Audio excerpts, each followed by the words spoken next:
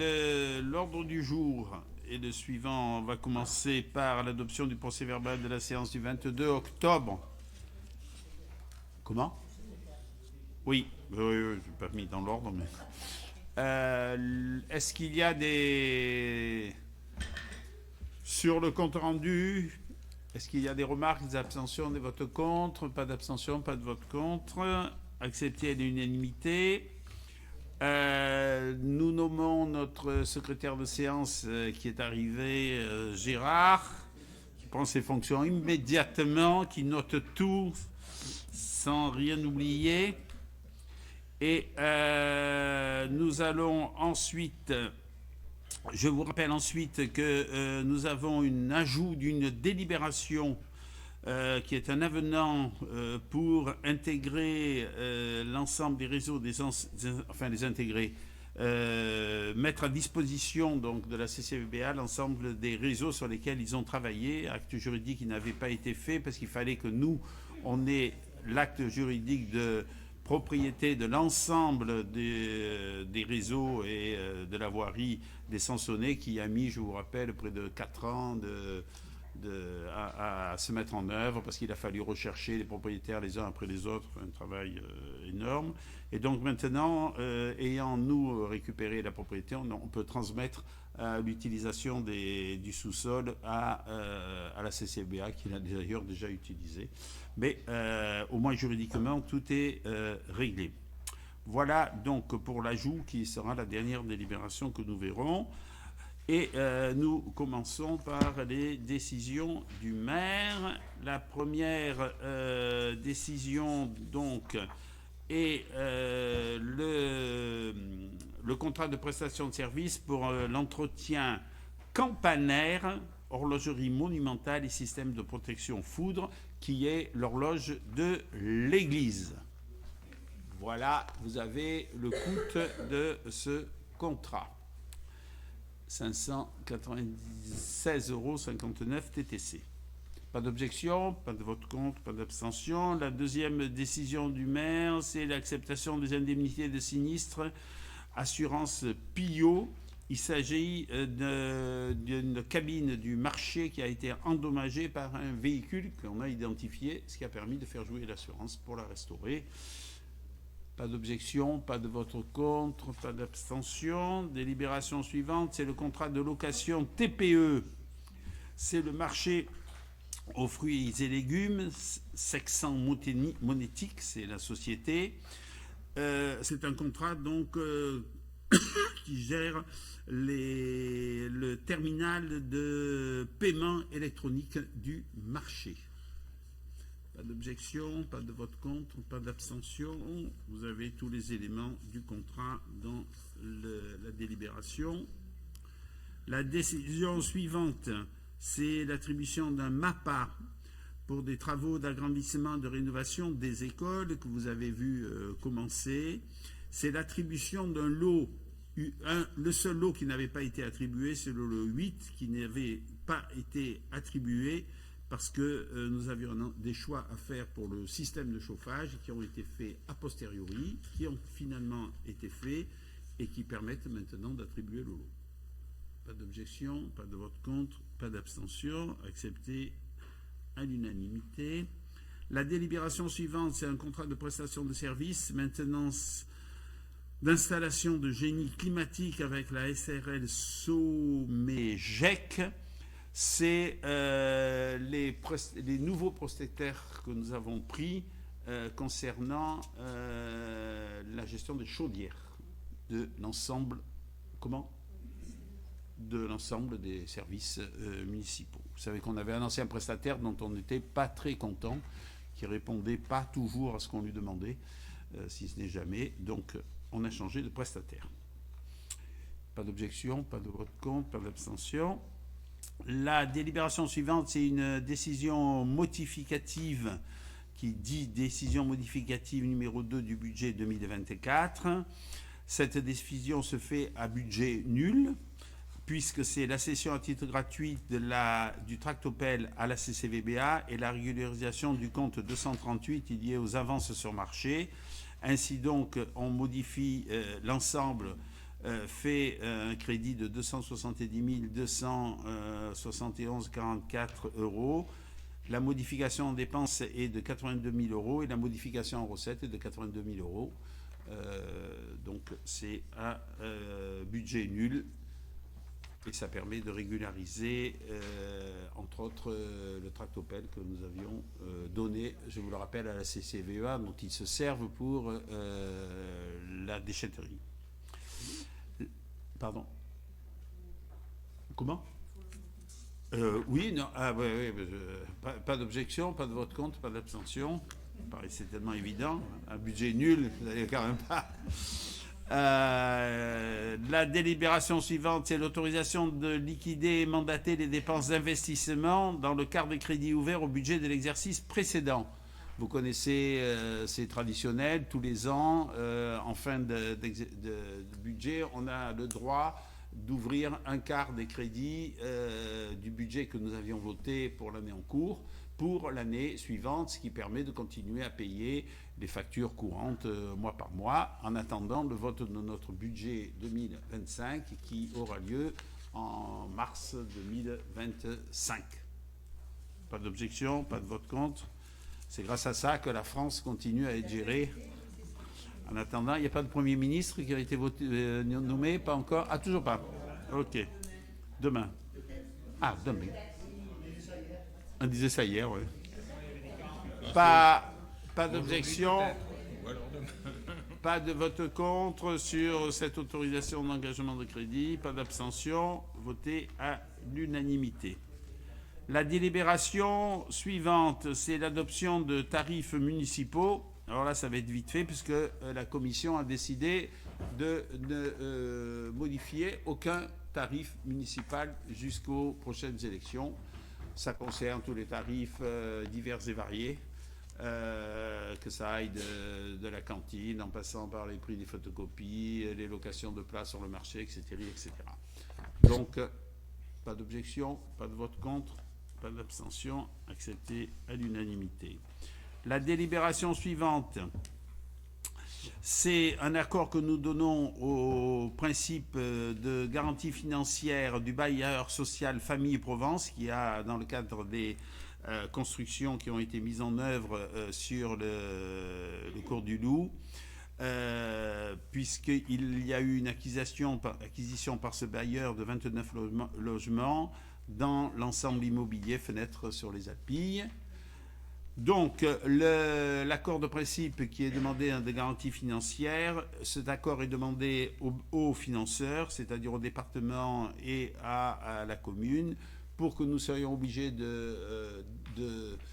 d'être condamnés à régler cette décision. Il faudrait que l'écureuil ait fait faillite en France, puisque c'est le principal bailleur. Donc là, si l'écureuil fait faillite, nous, même pas besoin de dire où on sera.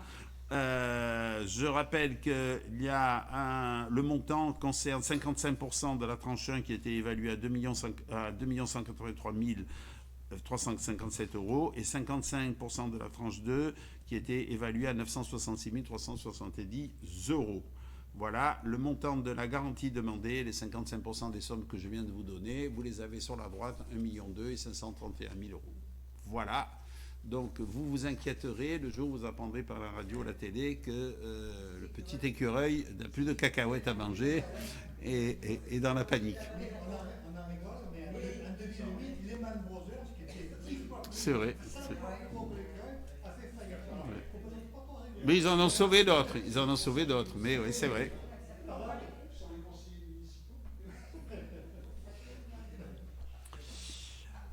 La délibération, pas d'objection, pas de vote contre, pas d'abstention. La délibération suivante, c'est la réfaction du montant de la subvention allouée à l'association études sino-techniques. Alors, traduit en bon français, c'est l'association qui gère les chiens et dresse les chiens que vous voyez accompagner les marins-pompiers.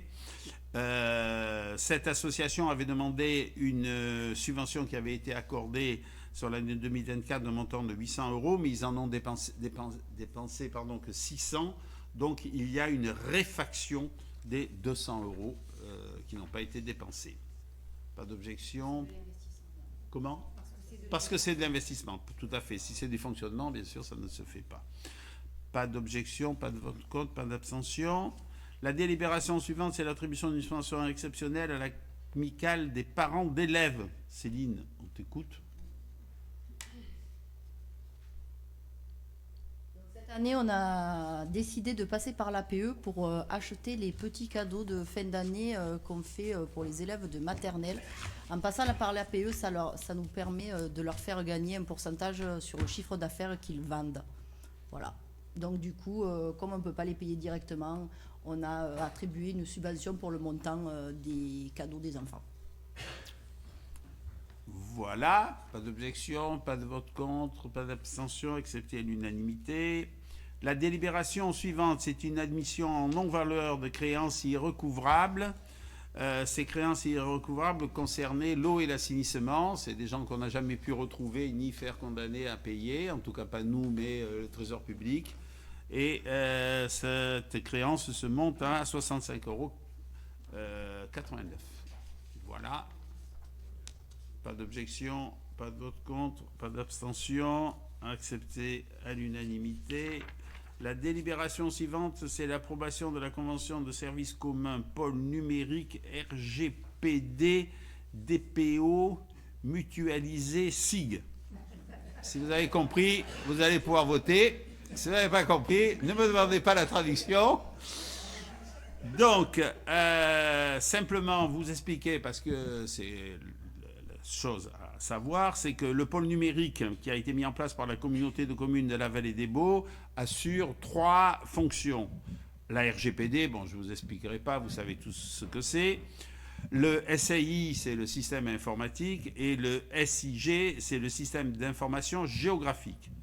Ils nous ont demandé si nous souhaitions utiliser l'un ou l'autre de ces pôles numériques dans le cadre de notre activité municipale. La commission a décidé que nous utiliserions la RGPD et nous l'avons donc pris. Bon, ça, vous en doutez, parce que c'est obligatoire. Donc, il était difficile de ne pas l'avoir, de ne pas le mettre en œuvre. Ensuite, le système informatique, nous n'avons pas pour l'instant de besoin ni de demande spécifique. Et de même que le système d'information géographique, nous avons répondu que nous n'avions pas de besoin, mais que nous l'utiliserions en fonction des besoins et que nous payerions donc l'utilisation en fonction des besoins. Donc en fait, nous n'avons essentiellement répondu dans le cadre du pôle numérique à la RGPD puisqu'elle est obligatoire. Pour le reste, ça sera en fonction des utilisations que nous pourrons les utiliser. Pas d'objection, pas de vote contre, pas d'abstention. Vous avez bien sûr le document de convention qui est joint à la délibération. La délibération suivante, c'est la modification des statuts du SMED, qu'Augustin connaît à merveille. C'est un énorme dossier. C'est le changement de titre, vas-y, de nom. Voilà, donc ça s'appelle plus... Ça s'appelle plus SMED, ça s'appelle Territoire d'énergie SMED 13. Voilà. Donc, c'est une révolution. Augustin a été très préoccupé par ce dossier qu'il a occupé pendant des semaines. Oui, territoire. Oui, il garde le nom de SMED quand même, toujours. Ah bon? Dans le titre, non? Je ne sais pas. Non, c'était le 13. Territoire énergie, Bouches-du-Rhône. Oui, c'est pour uniformiser les noms de ces syndicats mixtes qui existent dans tous les départements français, pratiquement. Et qui avaient, chaque département avait son nom, qui lui était propre. Là, maintenant, tous ces syndicats mixtes s'appelleront TE, alors 13, 30, 34, 84... Bouches-du-Rhône, voilà. Territoire d'énergie. Pas d'objection, pas de vote contre, pas d'abstention, accepté l'unanimité. La délibération suivante, c'est l'approbation du règlement intérieur du restaurant scolaire. Céline, tu peux nous expliquer le pourquoi et le comment de ce dossier? Oui, donc on rencontre de plus en plus de problèmes avec les enfants, même petits, à la cantine. Donc on a été obligé de mettre ça sera plus simple avec un règlement intérieur. Ça nous permettra de sanctionner les enfants si ils sont trop... Son passage. Voilà. Et si elles sanctionnent les parents aussi, non, peut-être? Alors, justement, Pour qu'ils éduquent leurs ils enfants. seront avertis une fois, deux fois, trois fois. La troisième fois, on reçoit les parents, on discute et on peut arriver jusqu'à une sanction d'exclusion de la cantine. Eh ben, c'est très Voilà. Malheureusement, on va être obligé Mais d'en ce arriver n'était là. pas dans le... Hein, Céline, ce n'était pas dans le règlement. On est obligé de le prévoir pour pouvoir l'appliquer. Voilà. Et donc, c'est comme on est obligé de... Il n'y en avait Il n'y pas. en avait pas, Non. pardon. Il n'y en avait pas. Donc, on a dû mettre en œuvre ce règlement pour pouvoir appliquer entre Les autres cette sanctions. sanction. C'est ça, Voilà. exactement. Oui, après, on rappelle tout le mode de fonctionnement de la cantine au complet, quoi. Voilà. C'est parti parce que le personnel nous a sensibilisés sur le fait que des enfants, je traduis en bon français, leur disaient merde quand... Ah, ils se font cracher dessus, des coups de fourchette, de tout, quoi. Vraiment, oui, on peut oui, tout imaginer. Oui, oui, oui. Ouais. ça, vous le... voilà. Ouais. Oui, mais il y a ça, ben, il faut l'utiliser, et puis voilà. Hein, voilà. Ah oui. Voilà. Pas d'objection, pas de vote contre, pas d'abstention, accepté à l'unanimité. La délibération suivante concerne la DFCI. Je me permets de le dire en deux mots, Yves, puisque c'est simplement l'établissement d'une servitude de passage qui a été donnée au parc. Voilà, donc ce document donne la servitude de passage au parc pour mettre en œuvre la DFCI. Qui est, vous le savez, c'est les voies la DFCI pour pouvoir refaire le chemin voilà, qui monte à la citerne du pour Mazdanès entretenir et refaire. et qui va aller jusqu'à la citerne de Plan-Rondeau. Voilà. Le chemin va être refait comme celui qui a eu la cabane ou celui qui a eu en montant. C'est pour ça qu'il y a De la Sablière jusqu'à Ah ben il part de la Sablière, Mazdanès. le Mazdanès, certes, oui, il monte. Il suit la 17, il monte. Passe derrière le Mazdanès et après ça monte jusqu'en haut. Bah, t'as pas vu les rochers qu'il y a là? Oui, c'est ça. Ouais. Pas d'objection, il y en avait besoin d'ailleurs. Hein. Comment? Il y en avait besoin de. Ah ben il y a des clapasses. il y avait des trucs. Pas d'objection, pas de vote contre, pas d'abstention. Accepté à l'unanimité. Unanimité. La délibération suivante, c'est l'approbation des prix de vente des produits promotionnels qui ont été faits à l'effigie de la chapelle Notre-Dame du Château. Il y a, je vous le rappelle, deux produits qui ont été mis en œuvre. Un par le CMJ, c'est une affiche de 30-40 qui est très jolie et qui sera vendue au bénéfice de Notre-Dame du Château. Et une boule de 20 € et une boule de neige de 12 € réalisée sous la haute autorité de Claude, qui est allé chercher la neige au Mont Blanc. Sur une idée de Pauline. Sur une idée de Pauline, tout à fait, tout à fait. Et enfin, une carte postale qui reprend le dessin de l'affiche et qui sera vendue aussi et que nous vous encourageons à acheter. On va revenir sur ça. Pour la Notre-Dame du Château, pour le mécénat l'IM Notre-Dame du Château. L'affiche 30-40 vaut 20 € comme vous pouvez le voir. La boule de neige faite par Pauline et notre premier adjoint vaut 12 €. Vous voyez, ils ont été très... Et la carte postale vaut 3 €. Vous allez les trouver entre autres ce chalet du samedi ce week-end. Après on pourra en déposer chez les commerçants. Voilà. Voilà donc pour les objets. Je tiens à vous dire par ailleurs que vous allez recevoir tout à l'heure un courrier que j'ai signé pour l'ensemble des conseillers municipaux adjoints et autres maires et premiers adjoints, etc., etc. Vous encourager à faire un petit versement. Pour petit ou gros, chacun fait exactement ce qu'il veut. Alors pourquoi on a fait ce courrier ? J'ai fait ce courrier parce qu'en fait, le but est de donner l'exemple au regard d'un ensemble de réflexions sympathiques que j'ai pu recevoir et que j'ai accepté avec beaucoup de sourires, vous vous en doutez, de gens qui vous disent « Et toi, est-ce que tu as donné quelque chose ?» Quand vous dites aux gens, ça serait bien de donner. ce que je peux comprendre, ce qui sur le fond ne me gêne pas. Donc, je me suis permis de vous faire ce courrier et de vous dire, donnons l'exemple. Vous avez la possibilité de les verser en faisant cacher votre nom. Vous avez la possibilité de le verser en clair et en donnant votre nom. Et je me permets, dans cette assistance, d'autant plus que ce n'est pas un élu, de remercier M. Cornille d'un geste important qu'il a fait de donation. Vous irez voir la somme si vous en avez envie sur le... Non, elle n'y est pas. Non. Pas du tout. Non, la liste est confidentielle. Ah, pardon. Et il n'y a que la Fondation du patrimoine et voilà. le gestionnaire ici, c'est-à-dire Pauline, Qui la connaissent. Qui la connaissent. Donc, je peux vous dire que c'est une somme importante. Et deuxièmement, deuxièmement, s'il vous plaît, je dis une chose qui est d'autant plus importante, parce que M. Cornille l'a fait volontairement.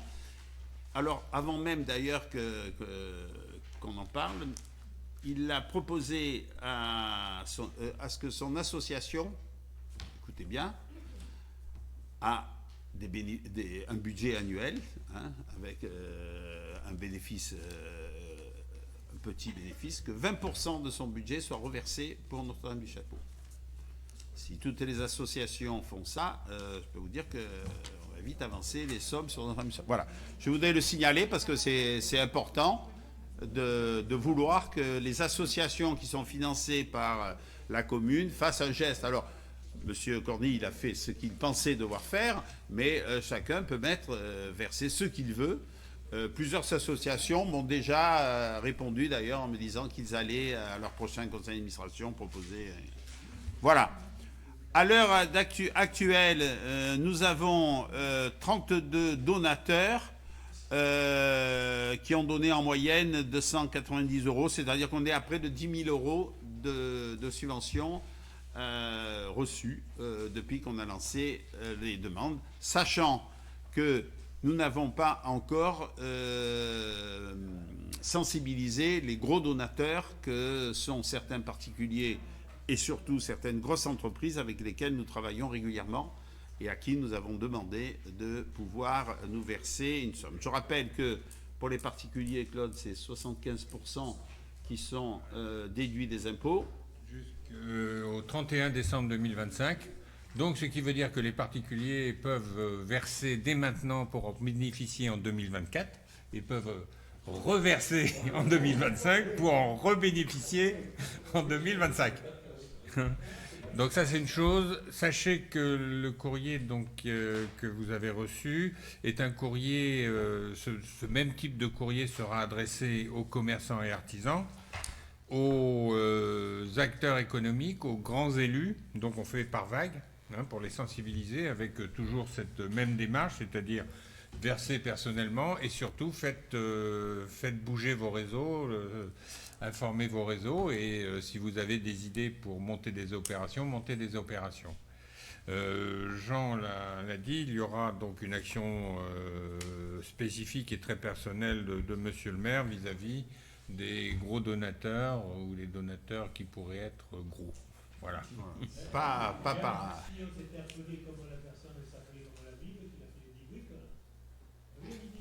Qui?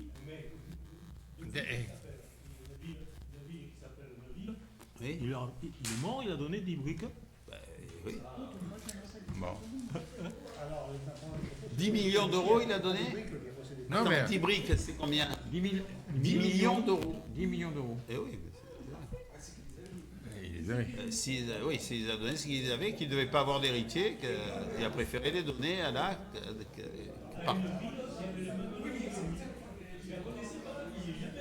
Ah ouais, mais qui a le même nom que lui.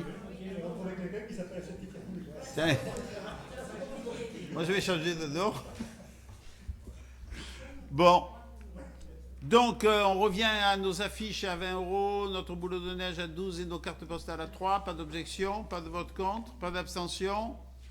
Tout le monde est OK. Merci. Donc merci en tout cas pour le geste que chacun pourra faire et merci aussi pour ceux qui ont des associations, s'ils peuvent motiver leur association de faire un petit geste quelconque, peu importe. Vous savez que donc, les sommes ne sont connues que des services et que nous n'avons qu'une vocation à les publier. Comment? Il y a un courrier parti. Un courrier est parti. Il y a un courrier qui est parti et en début de semaine, on a fait une relance vers les Il y a quelques jours. Oui, on a fait une relance. Parti, hein. On a fait une relance vers les associations qui ont un stand, parce que certaines associations déjà sont engagées à avoir des actions vente au profit de la restauration de Notre-Dame-du-Château, donc elles bénéficient à ce moment-là d'un peu de signalétique. Donc il ne faudrait pas que d'autres associations se disent « Ah oui, mais moi je l'aurais bien fait, mais je ne l'ai pas su ». Donc on a envoyé une information spécifique pour les associations du Grèce qui ont un stand au marché de Noël. Voilà. Donc là, s'ils veulent faire quelque chose, ça. Et surtout, je pense à Augustin, Denis n'est pas là, faites remonter vers Manu si vous avez des contacts auprès de fournisseurs qui seraient susceptibles d'être mobilisés sur ce type d'action. Hein, donc faites-le savoir. Ok, pas d'objection, donc... Tu appuies sur le bouton. Tu ne les donnes pas au maire, hein, je te le dis tout de suite. Si, appuie sur le bouton. Voilà, c'est bon. Les dons, on les fait passer à qui? À la mairie? À vous? Alors, il y a Qui deux les versements. récupère? Il y a deux possibilités. Soit vous êtes habile sur Internet, vous le faites sur Internet. C'est sécurisé. C'est tout l'intérêt d'avoir... Non, mais nous, c'est le chèque à l'ancienne. Alors, à ce moment-là, vous avez dans votre courrier, vous avez le dépliant qui vous indique comment faire. C'est un chèque à l'ordre de la fondation, etc. etc. Tu l'envoies. Vous l'avez Ah, le on dépliant? l'envoie là-bas. Oui, oui. Ah, mais avez il le y avait écrit dépliant à la mairie, déposé à la mairie. Ah, tu peux aussi le déposer à la mairie, mais ça ne rentre pas dans le cadre du mécénat de la fondation. Attention, non. Si. Non. Il faut... je veux dire, les dons des particuliers doivent être envoyés à la Fondation du patrimoine pour pouvoir bénéficier d'une incitation fiscale de crédit 75%. Ah oui, pour avoir le partenariat fiscal. C'est absurde de le faire à la mairie, Voilà. bien sûr. Et vous avez les tarifs. Voilà, tout est là-dedans. Est-ce que vous avez tous eu le petit dépliant? Oui, c'est dedans. Oui, ah ben vous l'avez. Il est de... Ah, remarquable, ça m'aurait étonné. Voilà, la délibération suivante, c'est la mise en place d'un tarif d'entrée pour la pastorale Mietto le 26 janvier 2025. Pour les moins de 12 ans, gratuit. Pour les 12-18, 5 €. Pour les adultes, 10 €. Pas d'objection? Pas de vote contre? Pas de... C'est la même compagnie, c'est pas la même. C'est pas la même pastorale. Ok, pas d'objection, pas de vote contre, pas d'abstention. Comment? J'ai dit la pastorale est toujours surtitrée en français. Surtitré. C'est surtitré, c'est en haut. C'est pas en bas. La délibération suivante concerne le projet de dérogation d'ouverture dominicale pour les établissements de commerce et de détail de l'année 2025. C'est ce que nous votons chaque année, c'est à la demande de Palascuir qui ouvre un ensemble de dimanches le 5, 12, 19, 26, 2 février, 9 février, 23 novembre, 30 novembre, 7 décembre, 14 décembre et 21 décembre. Pas d'objection, pas de vote contre, pas d'abstention, accepté à l'unanimité. La délibération suivante concerne les nouveaux régimes réglementaires et indemnitaires, d'une part principalement de la police municipale, qui est donc appliquée à compter du 1er janvier. Nous avons donc non seulement l'obligation, si vous voulez, dans le cadre réglementaire, et d'utiliser ce nouveau régime, mais de le mettre en œuvre pour que la paye qu'ils avaient avant soit la même que celle qu'ils ont après, déjà. Après, par contre, ce nouveau régime indemnitaire a une part variable qui, une fois que leur paye est identique, peut, elle, dans ce qui reste, évoluer jusqu'à un plafond maximal. Je vous rappellerai que pour les polices municipales, celui que nous votons, que vous le sachiez, pour un directeur de la police municipale, le plafond maximal est de 9 500 € qu'il peut obtenir. Pour un chef de service de police municipale, ce qui est le cas chez nous, c'est 7 000 €. Pour un agent de police municipale, ce qui est le deuxième cas chez nous, c'est 5 000.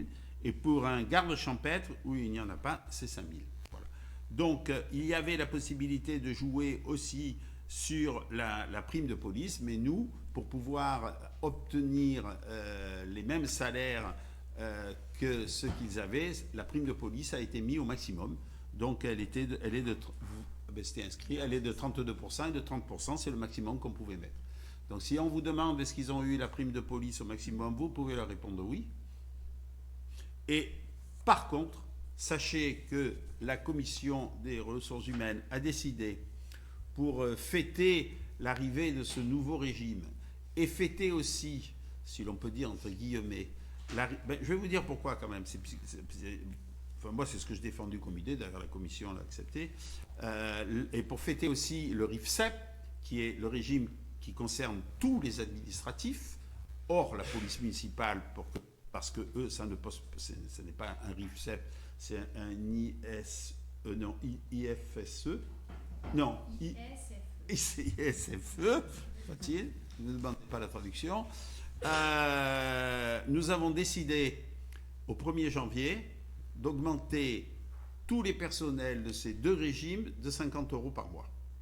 Ça fait quand même un coût de 40 000 € sur l'année, que vous le sachiez. Donc vous pouvez, j'espère qu'on nous remerciera, j'en suis pas sûr, mais on n'a aucune, on peut pas, parce que qu'est-ce qui se passe psychologiquement quand vous parlez à des agents qu'il y a un nouveau régime? Immédiatement, ils pensent qu'ils vont avoir quelque chose. Parce qu'à quoi sert de changer de régime si c'est pour pas changer le salaire? Voilà la réflexion première, qui est peut-être pas normale, mais elle est unanime.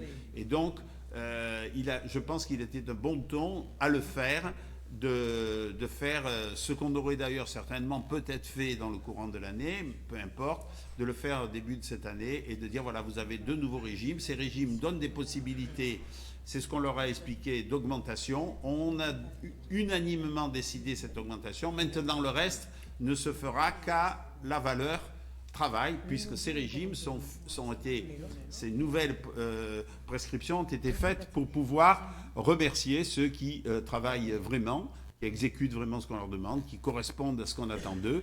Ceux qui ne l'ont pas, ils ne bougeront pas de salaire. Voilà. Voilà. Pas d'objection, pas de vote contre, pas d'abstention. Accepté à l'unanimité. La délibération suivante, c'est le renouvellement pour 1 mois du poste de contractuel du dénommé Hakim Hadjij, que vous connaissez, qui a fait un travail important sur le marché, puisque je vous rappelle qu'on était parti sur une restructuration de l'ensemble de notre marché et une évolution de ce marché. Il y a eu une étude qui a été financée par Leader, qui a permis d'avoir une aide d'un professionnel des problématiques agricoles, qui nous a fait une étude tout à fait intéressante, passionnante même, et très pertinente, qui nous a poussé à aller un peu plus loin, puisque, si vous voulez, je refais un schéma très rapide, il ressort de cette étude, et dans l'introduction d'ailleurs d'une étude du paysage Provence-Alpes-Côte d'Azur en matière de grands marchés, il ressort qu'Avignon est devenu inexistant, qu'Avignon est devenu un marché classique qu'on rencontre dans toutes les grandes communes, mais qui n'a plus rien à voir avec un mine.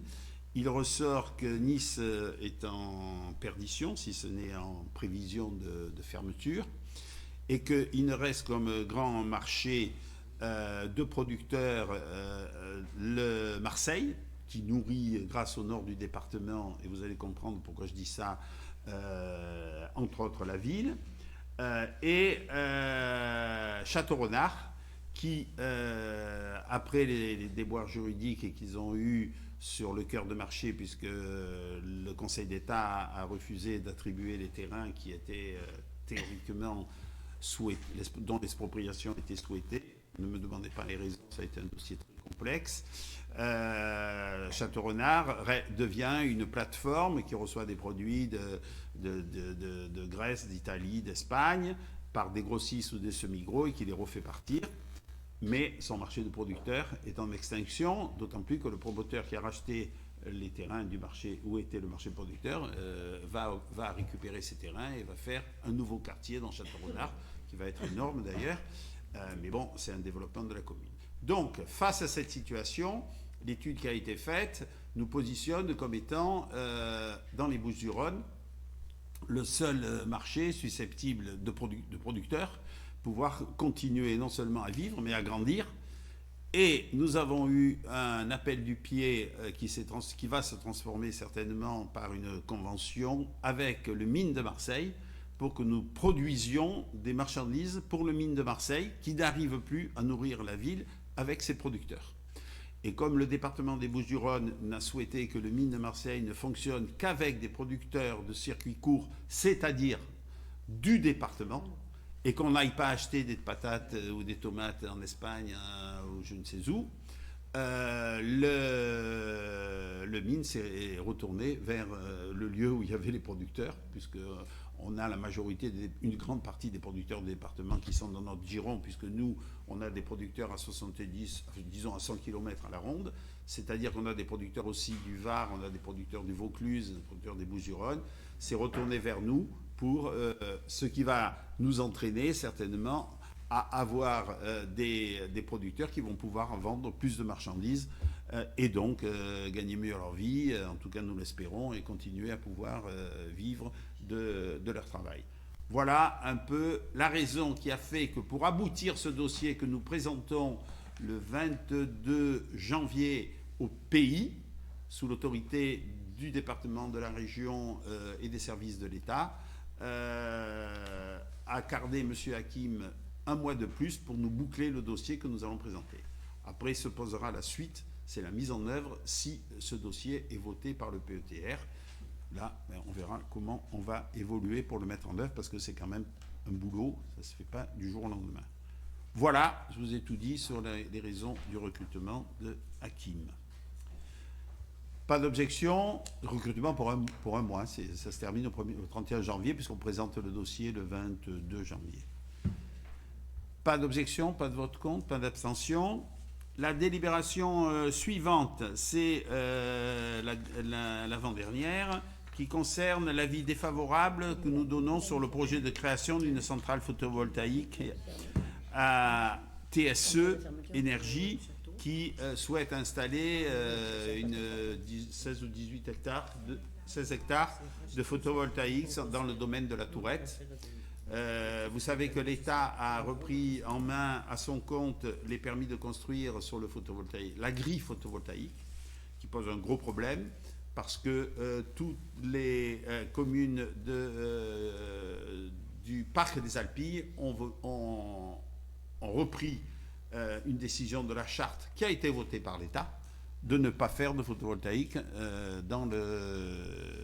sur les terrains agricoles. Donc vous voyez le mode de fonctionnement d'un État qui a voté il y a 1 an et demi, 2 ans, une charte en disant il n'y aura pas de photovoltaïque, et qui 2 ans après dit maintenant moi je vais faire du photovoltaïque.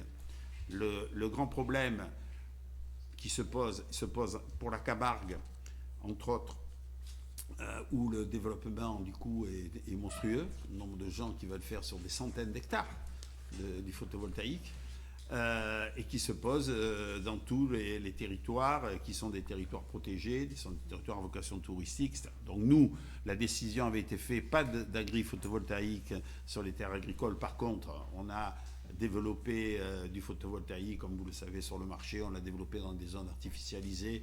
On a aussi développé dans l'accélération des zones comme l'ancienne déchetterie, etc. au Grèce. Par contre, toutes les communes ont voté la délibération que je vous mets là, mais ils ne l'ont pas voté Ils l'ont voté parce que dans le parc, ils l'avaient voté. Ils l'avaient voté donc ne pas la voter voudrait dire que ce qu'on a voté dans le parc n'a pas de sens. Donc ça a été voté et nous proposons la même au pays demain, demain, oui, je pense, ou la semaine prochaine, pardon, au conseil syndical du pays, parce que ça pose un problème dans tous les territoires.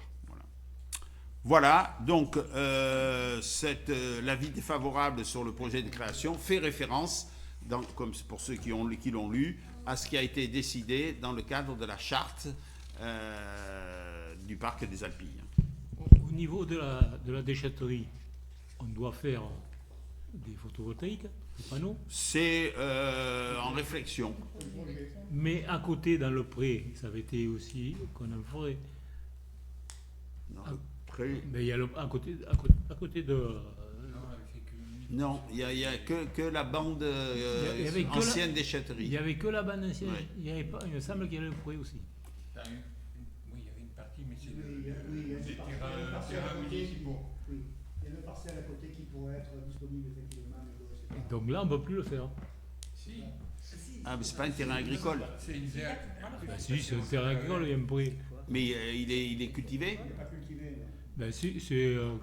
Avant, c'était Gervais qui le faisait, mais ça, je sais pas. Cette petite parcelle qui est petite est entrée dans le schéma des zones d'accélération énergie nouvelle, dossier qui a été traité avec célérité, ce qui est très rare par rapport à d'autres communes, oui. Et auxquelles on a répondu. On a déjà répondu à l'État sur notre volonté à accélérer l'aménagement de zones accueillant les énergies nouvelles, alors que là, ce projet est totalement en dehors des zones que nous avions. Parce qu'on avait déjà pris cette position de dire pas de photovoltaïque en zone agricole. Et donc les photovoltaïques de Pelouzet, ils ne vont pas être démontés alors. Comment ? Les photovoltaïques de Pelouzet ne vont pas être démontés, ils vont rester. Non, pour l'instant, alors le photovoltaïque n'est pas du tout un projet qui rentre dans ce cadre-là. C'est un appel d'offres qui a été fait au niveau des services de l'État pour trouver un terrain où on pouvait faire une expérimentation.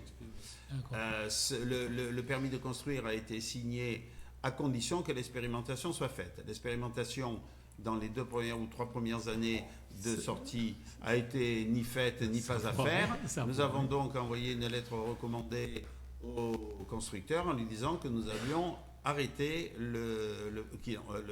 ce qui était écrit dans le contrat, c'est que le permis de construire tombait. Donc, n'ayant plus de permis de construire, il était obligé de fermer son... à ce moment-là, bien sûr, la structure, ils se sont affolés et on devrait recevoir... Effectivement, ils ont planté. Ils ont planté sur le terrain à côté, sans photovoltaïque et sur le terrain avec photovoltaïque, passer le comparaison des deux. Et on attend maintenant le document de mise en œuvre de ce travail qui semblerait dire que ça n'a rien à mener. Si ce n'est... Et c'est le problème qui se pose pour la tourette,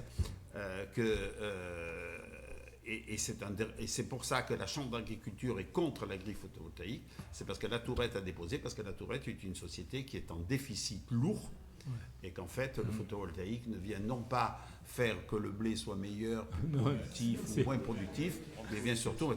Et ce qui fait dire à tous les élus du parc que demain...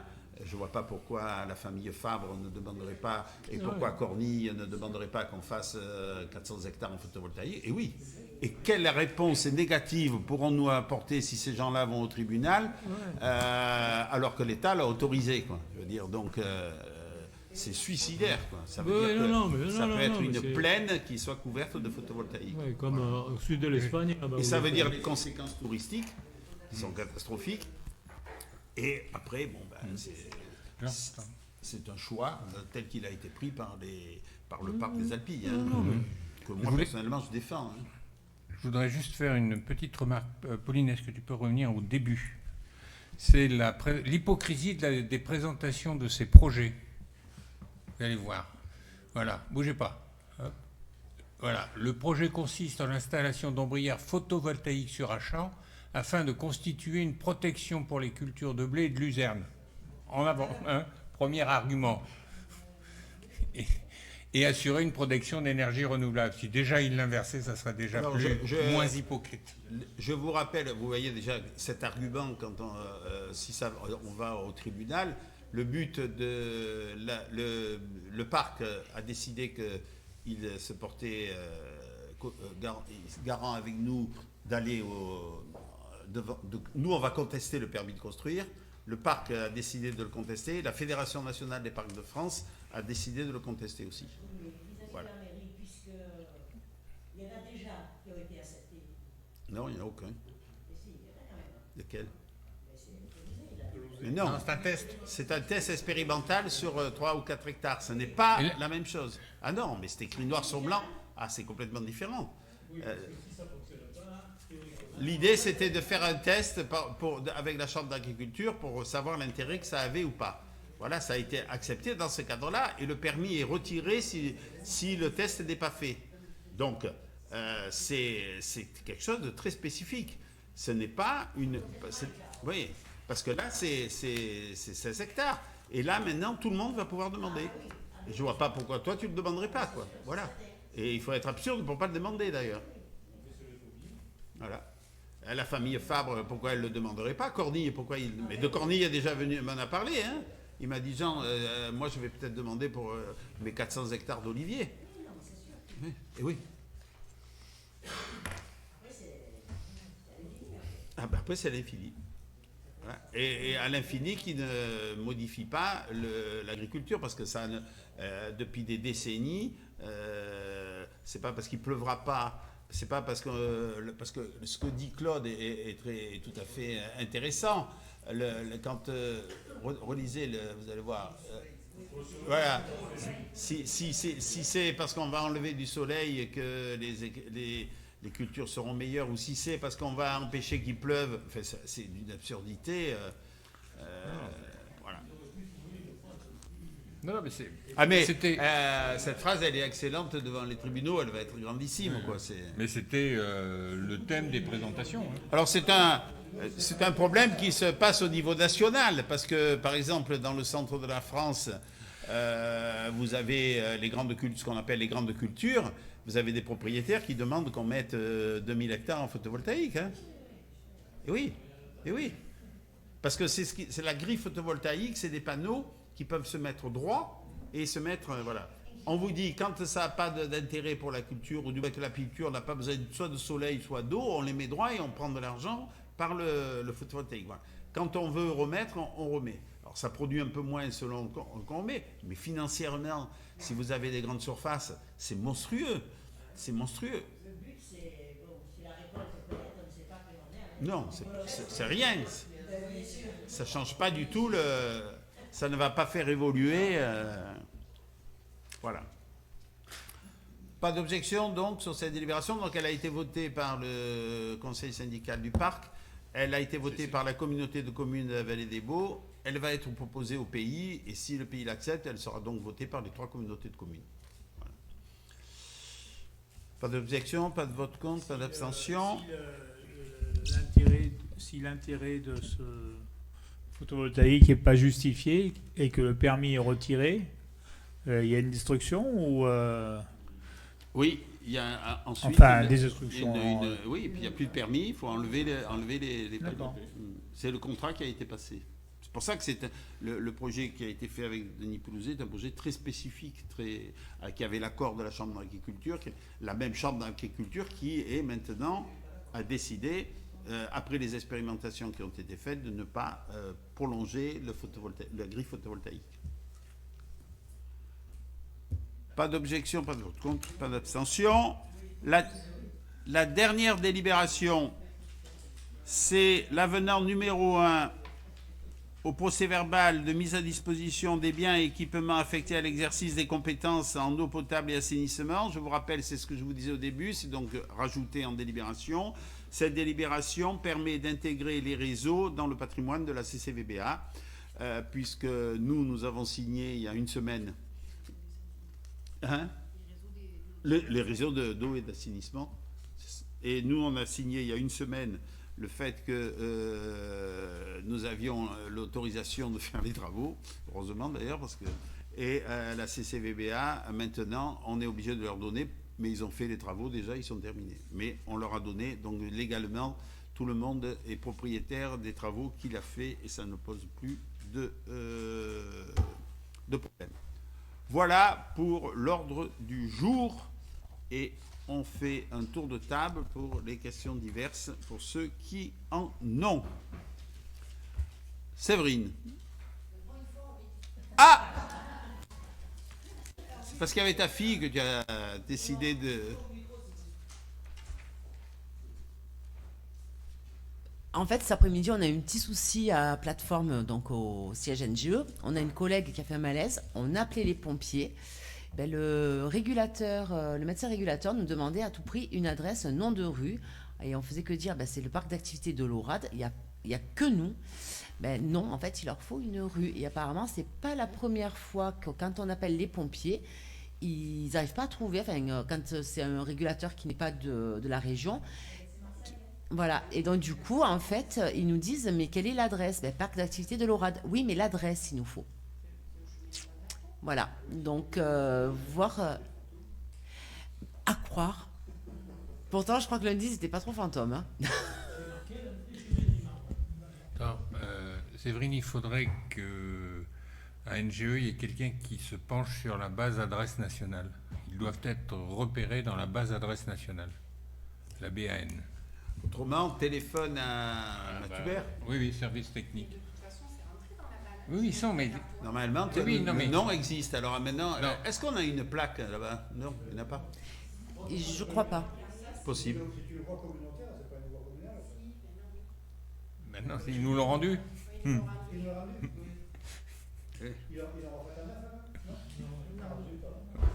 C'est bien parce qu'ils ne voulaient pas la refaire qu'ils l'ont rendue. Donc, alors, voilà. tu es à la base nationale, autrement tu téléphones à Matubert pour voir avec lui, parce que c'est lui qui a géré les... Mais normalement, c'est le nom de cette voie. Chemin du Hasard. D'accord. Ah ben, NGE, oui. Dans la base adresse nationale, tu as maintenant... Ah oui, tu dois avoir un 1000, je sais pas quoi, ou un...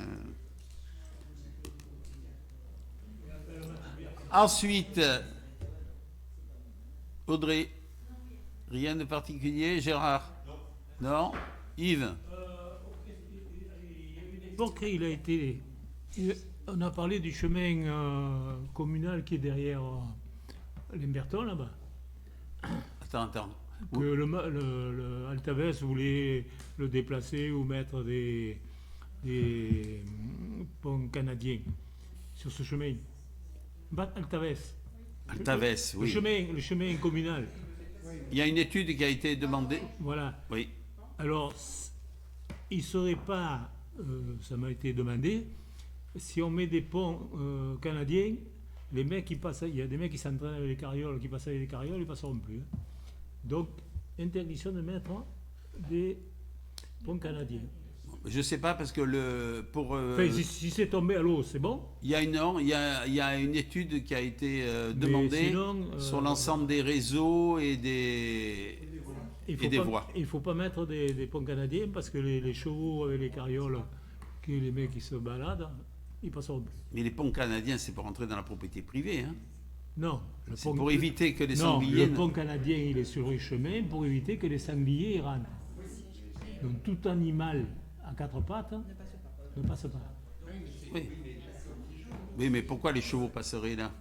Parce qu'il y a des mecs qui se baladent en carriole. Oui, mais dans le projet... Mais dans le projet, c'est pour ça que l'État a demandé une étude, il y avait un déplacement de la route. Ah ben il y en a quelques-uns qui passent. Je sais pas. Il y en a quelques-uns. Non, mais... Bon, écoutez, sur ce dossier, pour l'instant... On m'a posé la question, je réponds après. Il y a une étude qui a été demandée pour la réalisation ou pas du projet qui a été demandé par le propriétaire, pour savoir ce qu'il y avait sous la route qu'il voulait déplacer. Parce que la route, il voulait peut-être déplacer dans un deuxième temps dans sa propriété, en la repoussant dans sa propriété. D'où les ponts canadiens. Et je ne pense pas que les chevaux passent dans sa propriété. S'il déplace la route dans sa propriété, il n'y aura pas de pont canadien. Si, parce que lui, il ne voulait pas que des sangliers rentrent. Bon. Donc, il faudra attendre que l'étude soit rendue. Quand l'étude sera rendue, on verra ce qu'il en est, puisque nous, pour l'instant, on a tout bloqué en attendant cette étude. Voilà. C'est l'État qui l'a demandé. Hein. Bon, on verra bien. Ensuite. Le pont de la Chapelle. Oui. Il est dans les 1000 ponts français qui ont été sélectionnés. Non. Et tu vas t'en réjouir. Après cette sélection, nous nous sommes demandé qui devait payer l'étude. On a appris que l'étude serait payée par l'État. Et on vient d'apprendre la dernière nouvelle il y a 15 jours que nous aurons, une fois l'étude faite, 60% qui seront payés par l'État pour la réfection de ces ponts. D'accord.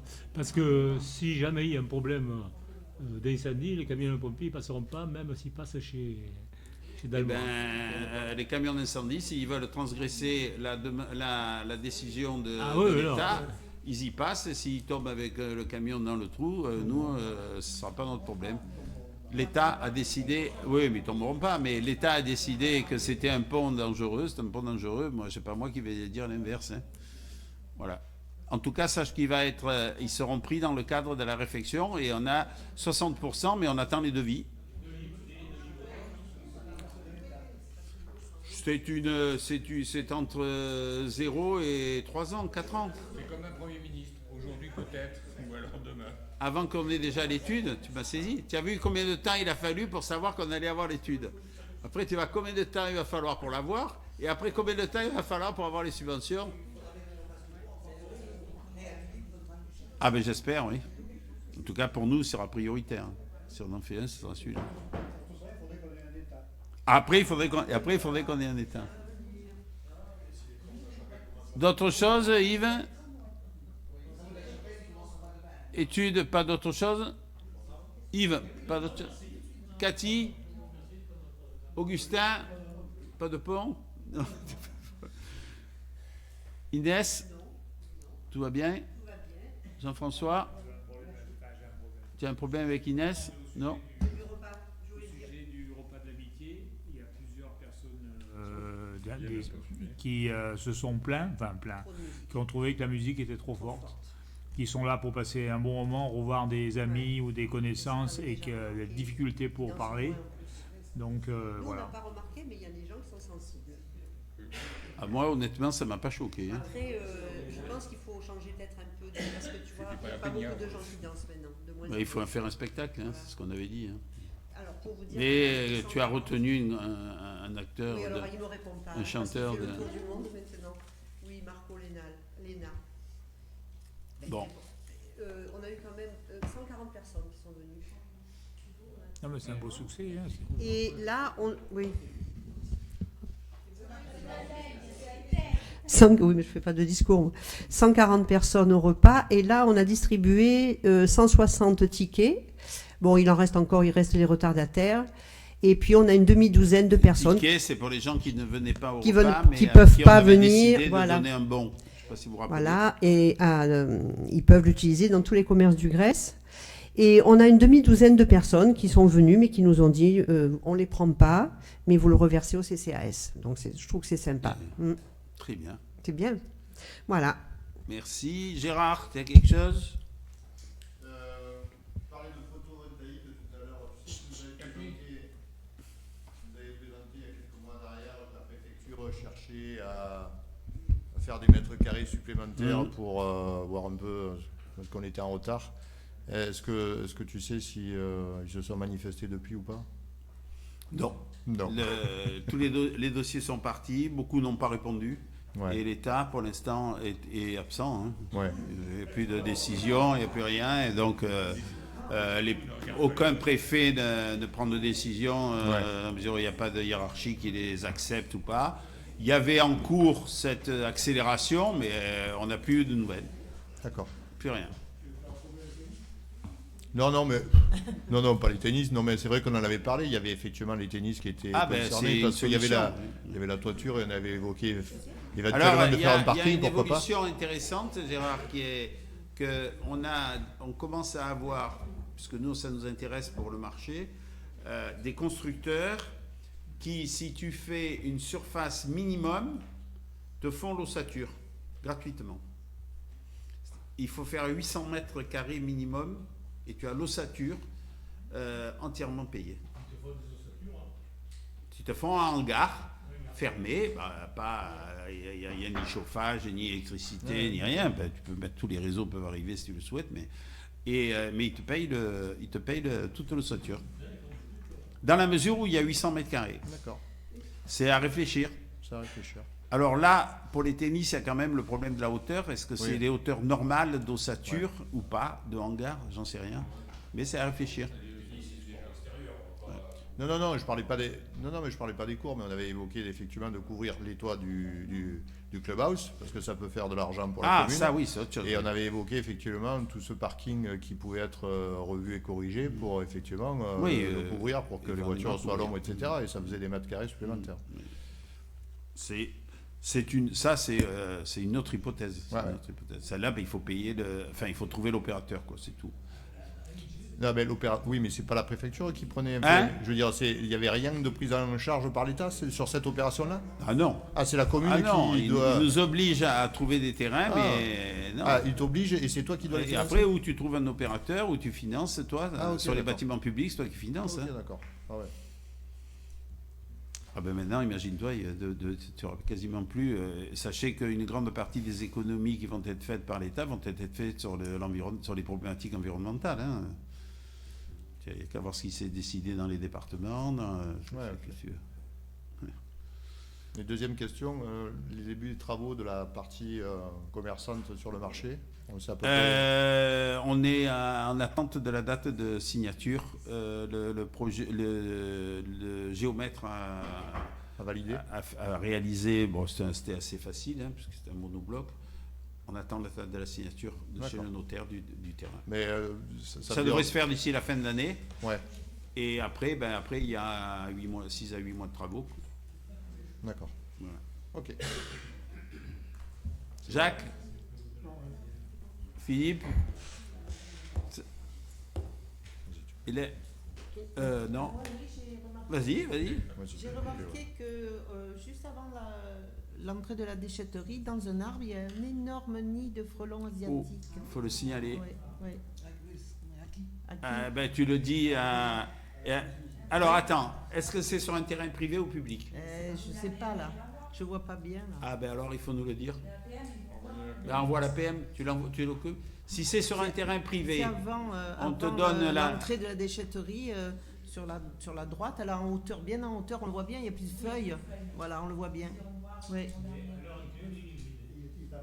Oui, voilà. Ils reviennent pas là? Non. Ah. Non, ils vont créer un autre nid ailleurs. D'accord, mince alors. Alors, je vous signale sur ce point-là, donc si c'est sur un terrain privé, c'est au privé de le faire. Si c'est sur un terrain public, c'est de le faire.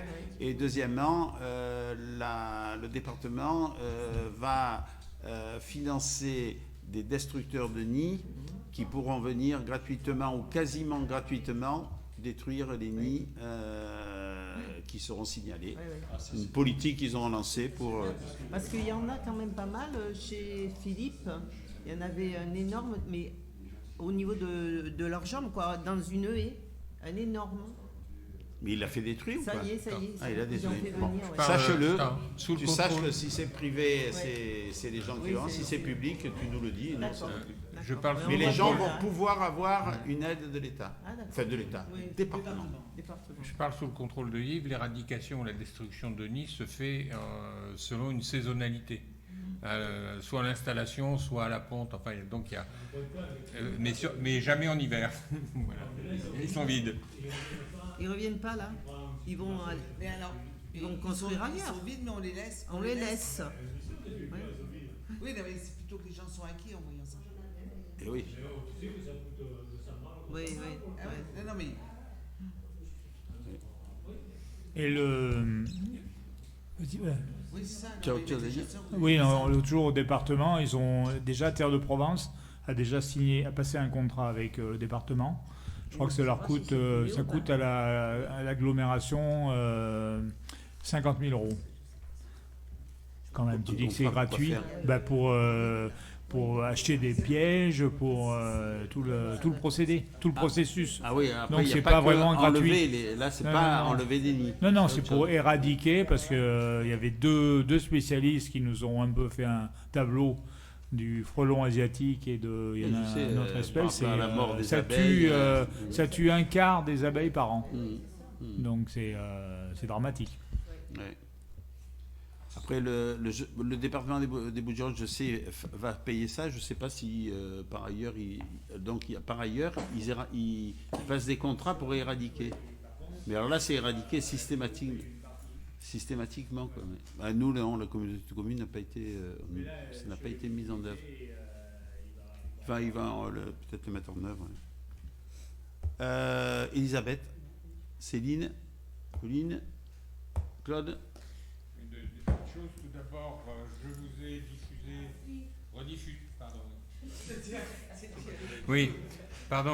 je vous ai rediffusé par voie électronique le guide pratique à l'intention des élus du bloc communal pour mieux gérer les risques d'atteinte à la probité, et je le fais passer à Jacques, puisqu'il n'est pas numérisé. Voilà. Donc c'est intéressant à lire. Tiens, le petit chichou voilà. qui est tombé. Hein, donc, jetez-y un coup d'œil, c'est intéressant. Passionnant, Jacques. Tu vas voilà. Non, mais il y a il y a des exemples qui sont pratiques. Donc, si tu avais parti dans l'idée d'essayer de faucher quelque chose de la collectivité, tu vas être déçu. Sinon, je voulais remercier tous ceux qui ont rapidement répondu. Vous avez tous rapidement répondu pour la visite au Sénat. Je crois que vous avez compris que les raisons qui ont fait que c'est à notre charge, ça c'est une chose. Et sachez qu'à partir du 1er janvier 2025, les conditions tarifaires et les modes de contrôle des transports parisiens de la RATP vont changer. Donc on fera un point à ce moment-là pour savoir...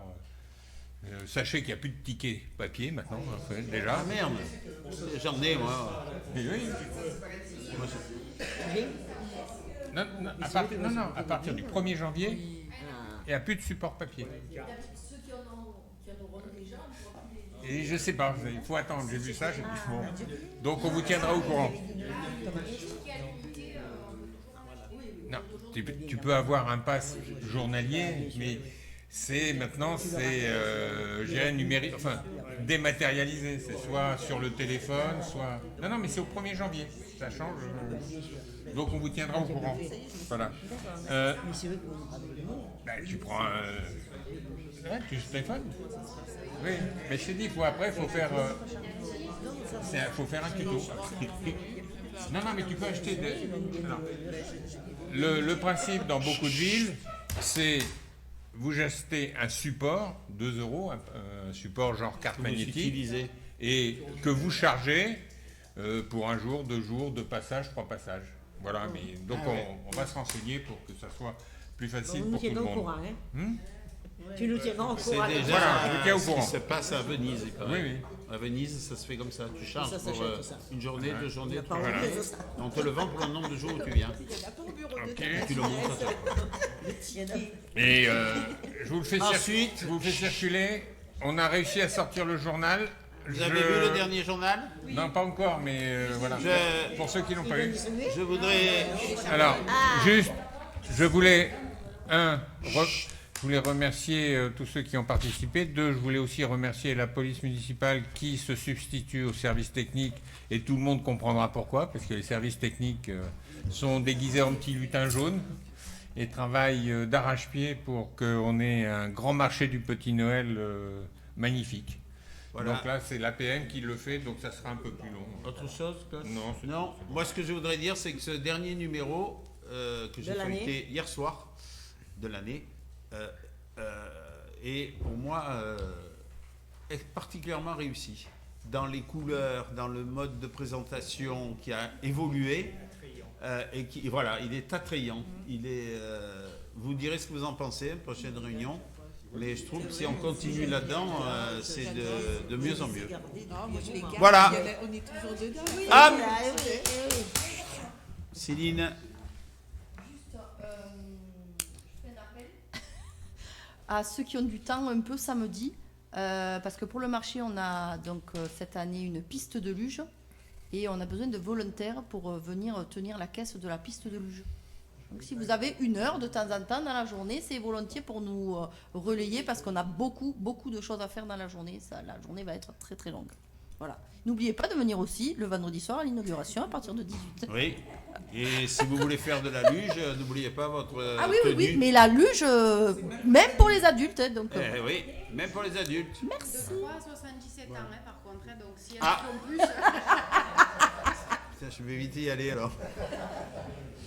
Bon, ben je vous Et remercie à tous. et à la fin du petit Noël, du marché de Noël, il y a le concert à l'église de polyphonie. Voilà. De chez nous, pas les polyphonies corses, là, c'est Corse. les polyphonies. Pas là, les Corses. de chez toi, voilà, ils viennent d'Arvieux, dans les Hautes-Alpes. Voilà. Et je rappelle. Samedi à 18h30 à l'église. Et c'est 15 € l'entrée pour les adultes. Le 13, c'est à 19h. 18h l'inauguration. 19h le feu d'artifice. Et après, on remonte tous manger dans le cœur de village, acheter. Voilà. Et le samedi et le lendemain, toute la journée. C'est ça. Ok, merci à tout le monde.